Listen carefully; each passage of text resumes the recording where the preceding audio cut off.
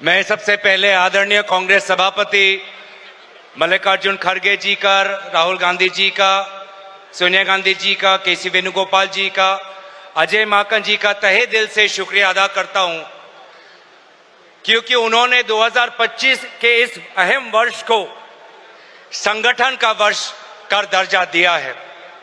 और एक कार्यकर्ता होने के नाते आज इन्होंने संगठन को जो तवज्जो दी है, जो महत्व दिया है, मैं तहे दिल से मैं इन सभी नेताओं का शुक्रिया अदा करता हूं।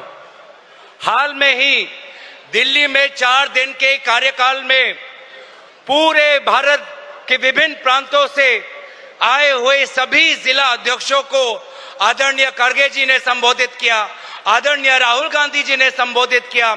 जो एक जिला अध्यक्ष को आज जो इन्होंने सम्मान दिया है, मैं जिला अध्यक्षों की तरफ से मैं राहुल गांधी जी, आदरणीय खड़गे जी और केसी वेणुगोपाल जी का तहे दिल से मैं धन्यवाद और शुक्रिया अदा करता हूं। लेकिन साथ ही साथ सभी को याद दिलाना चाहता हूं कि आदरणीय राहुल गांधी जी जब गुजरात आए तो उन्होंने एक बहुत ही महत्वपूर्ण बात कही।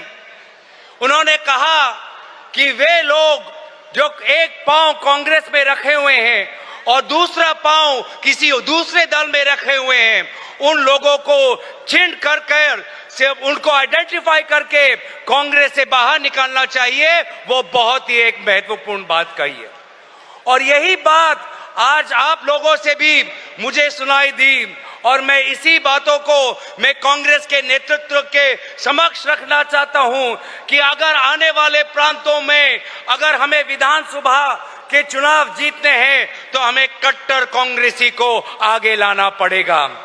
वो कट्टर कांग्रेसी जिसने पुलिस की लाठी खाई हो लेकिन आज भी कांग्रेस कर रहा है, वो कट्टर कांग्रेसी जिसको धमकाया गया हो, डराया गया हो, बहुत लुभाया गया हो, लेकिन आज भी वो कांग्रेस कर रहा है, हमें उस कट्टर कांग्रेसी को आगे लेना होगा।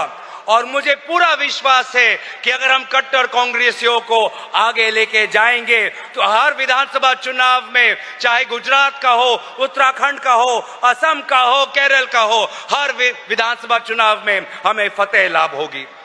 आज एक फर्क है भाजपा के संगठन और हमारे संगठन में। भाजपा अपनी संगठन एक प्राइवेट लिमिटेड कंपनी की तरह चलाती है, यही बात एक नेत्री ने यहाँ पे की।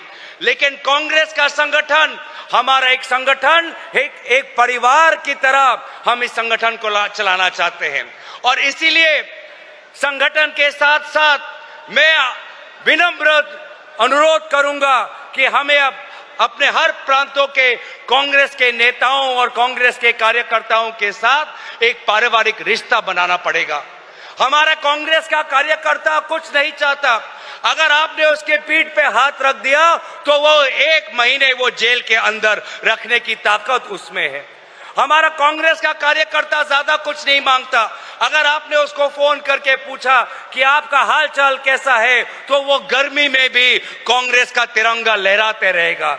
इसीलिए मैं चाहता हूं कि भले ही हम कांग्रेस को सांगठनिक रूप से और ताकतवर करना चाहते हैं, लेकिन हम एक परिवार हैं, उस परिवार के उस मूल्यों को हमें कभी भूलना नहीं चाहिए। कांग्रेस की संस्कृति क्या है?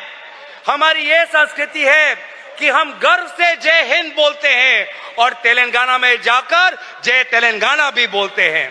कांग्रेस की संस्कृति ये है कि हम गर्व से जय हिंद बोलते हैं और पश्चिम बंगाल में जाकर जय बांग्ला भी बोलते हैं। कांग्रेस की संस्कृति ये है कि हम गर्व से जय हिंद बोलते हैं और असम में जाकर जय आय अखोम भी हम बोलते हैं।